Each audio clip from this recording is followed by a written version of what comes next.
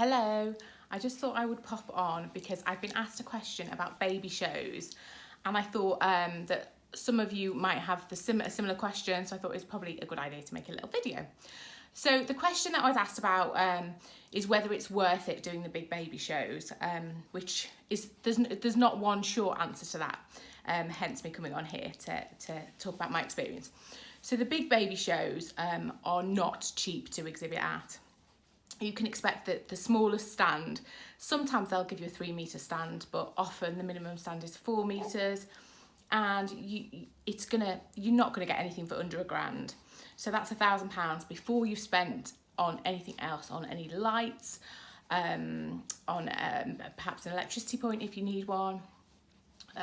Then if it's somewhere away from home, obviously you're going to have hotel spend, you're going to have food and drink, you're going to have travel, potentially getting your stock to and from if your stock isn't small. So there are lots of things to consider because it is a big expense. Excuse you, Daisy.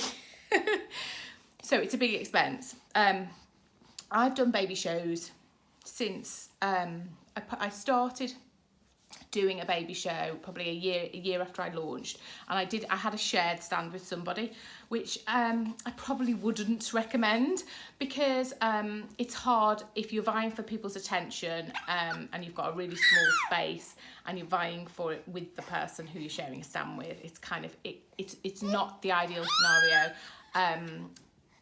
Yeah, and I've known other people share stands on a bigger scale, like 4 brands do it, and it didn't work for any of them. The best thing to do is to have a small stand if you are going to do it. So what you might not know is that people don't always do these baby shows to make money, because if you've got a big stand, you know it's going to cost a lot you're going to have to sell a hell of a lot to recoup that cost. Oh, what's the matter? So some of the big brands actually see baby shows like that as a marketing expense, just as a way of getting their name out there. They might use it to clear stock. It's not necessarily a way of making a lot of money. So we've done shows where we've had a really good show and we've been really happy with it. We've had shows that haven't been as good and we haven't made as much from it. But you can use shows for other things. So I've written a little list so I don't forget. So it's the things that the shows are really good for.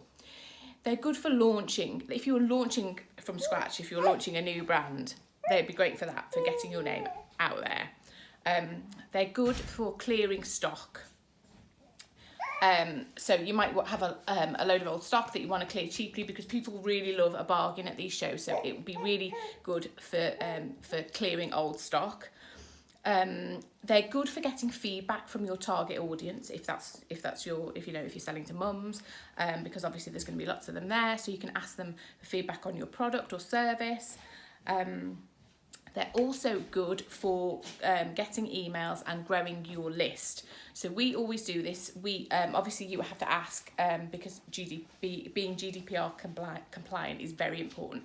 But we always get a list of emails of the people who we've sold to. We make sure that they know that that's what they're signing. They're giving us their details for. So coming away with a list of customers is great. On that basis also, if you've got a range of products and you're not just a one product company and people can buy from you again, it's really good for getting new customers. Stop looking through the window. I could hear him coming in and I was trying to ignore him. I'm just going to carry on. So repeat customers. So for us, for example, if people come to us when they're pregnant and then they buy from us when they're pregnant, the chances are if they like our stuff, they'll come back, so they can come back and for when their baby, up to their baby being age 3, and then they come back again for their second child. So you get repeat customers, and often that is because you've met them and it's sort of face to face and it's personal and they've got to see and feel the brand. Baby shows are also really good if your product needs demonstrating. So for us, it was really good for Mama Scarf because it really is good. People respond well to a demonstration of it. As with Baba Sac as well, you can show them, they can feel the fabrics, they feel that it's really good quality, you show them how it works. And that really helps sell it, which you can't always do online. Obviously you can have a video, but it's not always quite the same. Baby shows are also good for getting out to a big audience because obviously there is a lot of people there in a short space of time. So even if people don't buy, potentially you can give leaflets out and they can you know, come back at a later stage online, but you've got out to a large number of people. They are also good for meeting bloggers, influencers and celebrities. So for us, in the early days, Mel C, Sporty Spice, we met her at a baby show and she had a Mama Scarf, and after that she gave me some feedback. She used it, she really liked it. She gave us some feedback. Leah Wood as well was at a baby show, and we've met loads of other celebrities over the years and things like that. So for that, things like that, it is really good. So in short, you might not make a lot of money from a baby show, but it could still be worthwhile doing. So you have to kind of weigh it up. You could do it as a test, but obviously it's quite an expensive test.